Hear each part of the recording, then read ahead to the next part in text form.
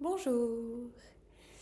Alors, je reviens vers vous en ayant observé que là où j'ai le plus de réponses, de réactions, de demandes, autant par ces vidéos que par les gens que je suis, c'est donc autour de ce concept de la fatigue.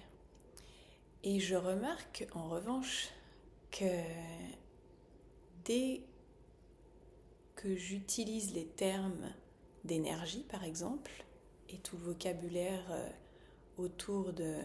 Si on mettait la fatigue du côté d'un spectre et de l'autre, de quoi on mettrait, donc par exemple l'énergie, euh, là tout de suite j'ai beaucoup moins de réactions.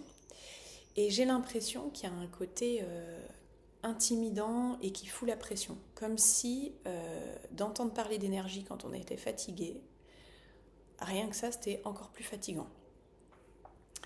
Et donc, voilà, je voulais réfléchir un peu à voix haute autour de ça, parce que c'est justement la base du travail que je fais quand les gens viennent me voir avec une fatigue autour de quelque chose dans leur relation, dans leur vie sexuelle, dans leur vie émotionnelle.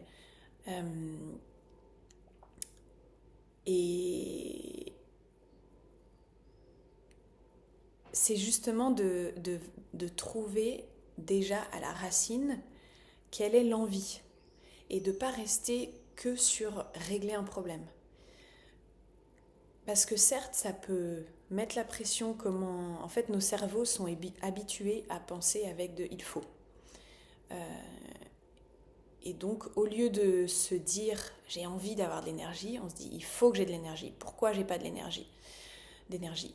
Et donc le but à la base, même si c'est pas forcément par ça qu'on commence, mais en tout cas le travail du terreau, c'est vraiment de retrouver, et c'est en ça que ce que je propose, c'est une approche tantrique, ça veut dire qu'on travaille avec l'énergie, et entre autres avec l'énergie de l'envie, ce qu'on appelle l'énergie du désir, ce qui fait qu'il y a ce raccourci de que sexualité.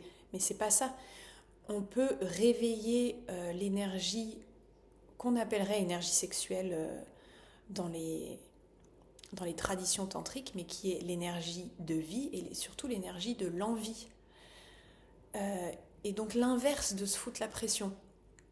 Qu'est-ce qui fait que quand je suis fatiguée, je vais regarder une vidéo sur la fatigue? C'est bien que j'ai envie de quelque chose. Qu'est-ce qui fait que je ne vais pas avoir la même réaction physique, émotionnelle, je ne vais pas être dans le même état quand je vois une vidéo sur l'énergie? C'est que je vais me foutre la pression, mais souvent moi toute seule. Donc le but, c'est déjà de changer d'état avec soi et de sentir vers quoi j'ai envie d'aller. Peut-être qu'on voit trop l'énergie tout de suite comme une énergie de feu,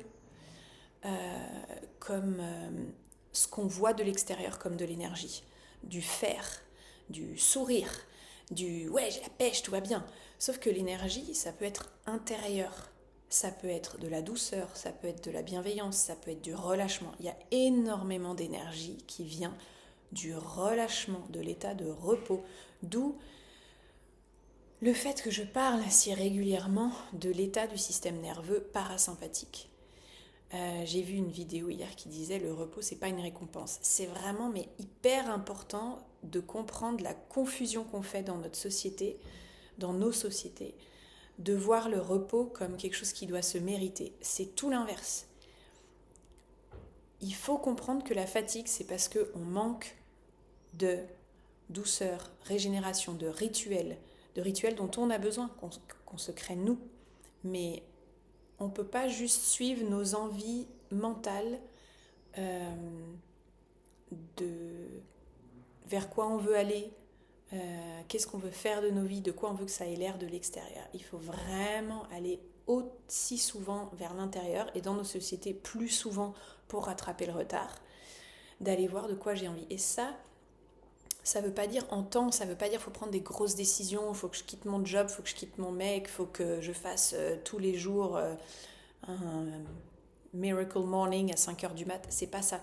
C'est vraiment un changement de vision pour pouvoir nourrir le quotidien notre rapport à nous-mêmes dans des petits détails. Comment je me parle, comment je pense, comment je vais prendre une décision. C'est une question d'état.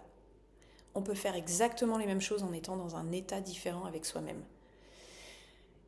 D'où le travail que je fais qui est de vraiment mettre en relation, connecter toutes les parties de nous, toutes les parties inconscientes de nous. Et ça ne veut pas dire forcément les conscientiser, c'est bien que l'inconscient...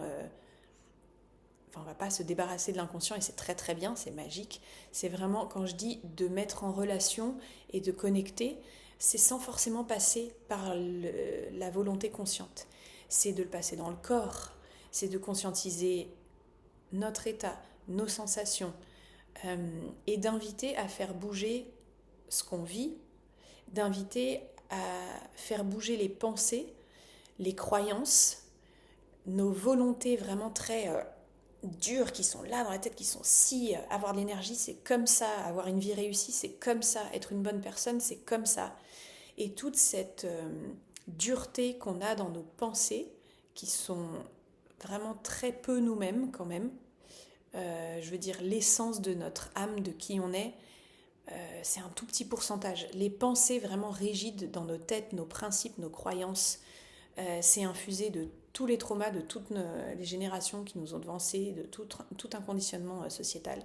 Et donc c'est important de les laisser être et d'explorer l'effet qu'elles ont dans le corps, l'effet qu'elles ont sur notre état et sur notre énergie.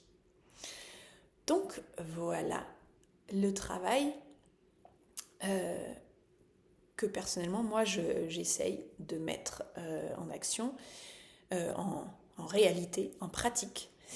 Et pour moi, c'est ça mon job de coach. C'est de proposer, d'accompagner des stratégies qui font qu'on va faire ce travail de connecter l'énergie, les sensations, l'intelligence du corps, le conscient, l'inconscient, le cœur, les organes génitaux, toute la zone pelvienne, les pieds, la langue, la gorge, voilà, tout ça, autant en termes de vraiment physique, dans quel état de santé ils sont, ces organes, ces parties du corps, dans quel état de fatigue, de tension, de détente, de disponibilité, de mobilité, que en termes énergétiques, est-ce qu'on sent que ça bouge, que en termes de nos relations à nos émotions, est-ce qu'on résiste, est-ce qu'on se laisse le vivre,